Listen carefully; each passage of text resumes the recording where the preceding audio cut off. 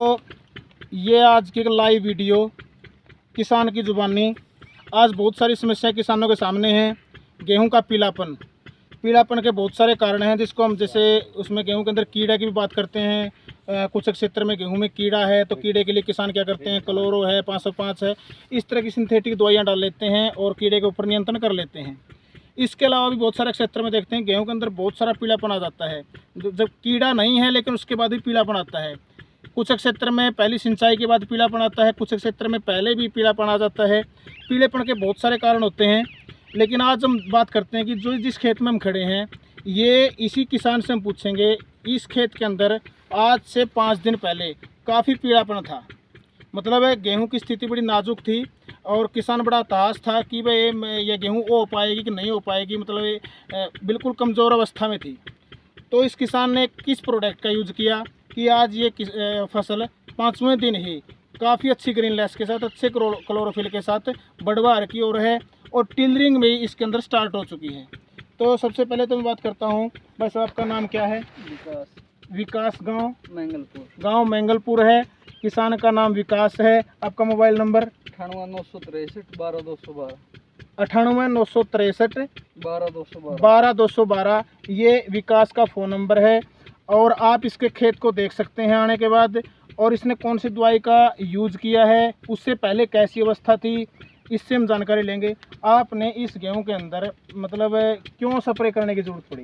पीली हो रही थी, एक तो जमा ज़्यादा है, बहुत ज़्यादा पीली थी। हाँ। तो किसी हालात में थी? जमा खत्म ही हो रही थी। जमा बिल्कुल ख़त्म, मतलब नहीं मानना था कि भाई या तो ठीक नहीं होगी।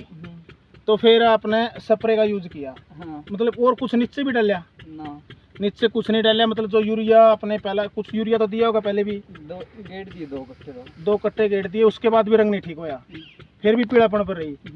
यानी कि यूरिया आज तक एक मतलब क्रेज चला हुआ है कि यूरिया डाल दो और फसल अपने गेहूं की फसल ठीक हो जाएगी। किसान भाइयों, कोई ज़रूरी नहीं होता कि गेहूं को केवल नाइट्रोजन की ज़रूरत हो। गेहूं को सल्फर की भी ज़रूरत है, मैग्नीज की भी ज़रूरत है, मैग्नीशियम की भी ज़रूरत है, बोरोन की भी ज़रूरत है। हर तरह के पोषक तत्वों की ज़रूरत होती है। और हमारे किसान क्या जानते हैं, केवल डीएपी नीचे में बीज दिया, ऊपर यूरिया डाल दिया और गेहूं की फसल ठीक हो जाएगी।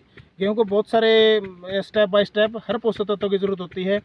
तो यूरिया से भी जब ये फसल ठीक नहीं हुई तब ये किसान बिल्कुल हताश था।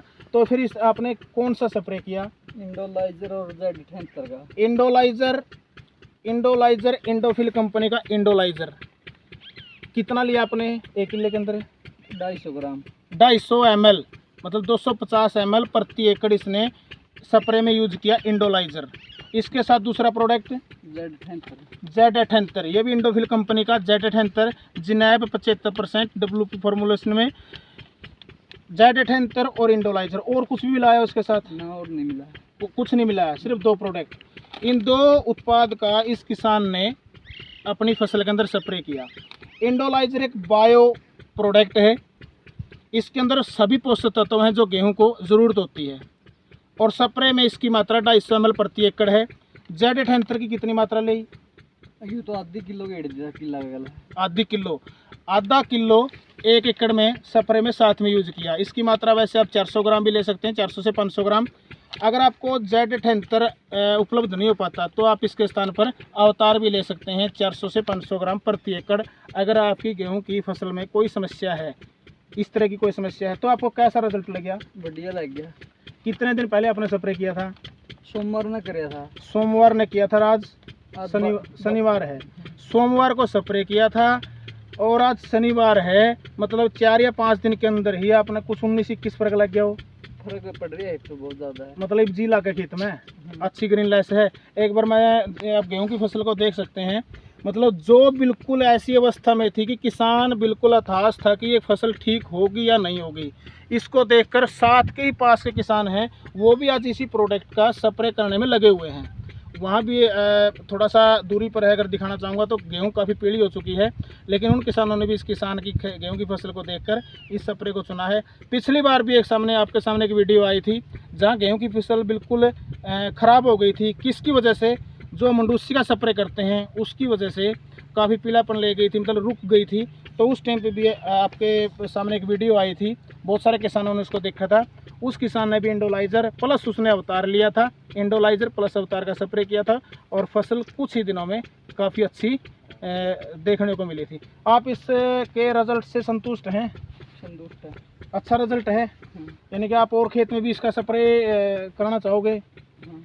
तो मतलब और किसानों को क्या सलाह देना चाहोगे? एक और बता था कल मन तो लाग रहा करना आज। अच्छा, पास में करने लग रहा है, उसकी भी गेहूँ इस जैसे अपनी थी पीढ़ियों की थी, तो वो भी स्प्रे करने लगा। तो और किसानों को भी इस किसान का मानना है कि अगर किसी भी किसान की गेहूं की फसल में सिर्फ अगर कीड़े की वजह तो है तो आप कोई भी दवाई डालोगे, अगर उस अन्य किसी पोषक तत्वों की कमी की वजह से है या ज़्यादा लंबे टाइम तक कई बार पानी खड़ा हो जाता है उस वजह से पीलापन आ जाता है, तो आप नीचे डालने की बजाय स्प्रे के अंदर इंडोफिल का Z78 या अवतार में से कोई एक प्रोडक्ट, उसके साथ इंडोलाइजर 250 ml प्रति एकड़ का आप स्प्रे करें।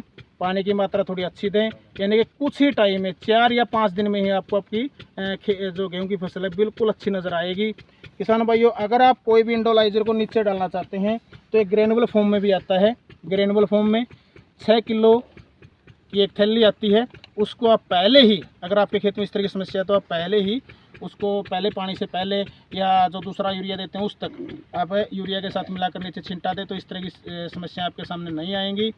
और अगर जल्दी आप परिणाम चाहते हैं तो आप इसको नीचे डालना चाहते हैं यूरिया के साथ तो 400 ml प्रति एकड़ इसको आप नीचे भी डाल सकते हैं। तो किसान भाई, इस वीडियो को ज़्यादा से ज़्यादा किसानों के पास शेयर करना, ताकि किसी भी किसान के सामने अगर ये समस्या है तो उसकी समस्या दूर हो और उसकी फसल अच्छी हो। किसान खुशहाल होगा तो देश खुशहाल होगा। इसी के साथ हम वीडियो को अंत की ओर लेकर चलते हैं। जय हिंद, जय किसान, जय भारत।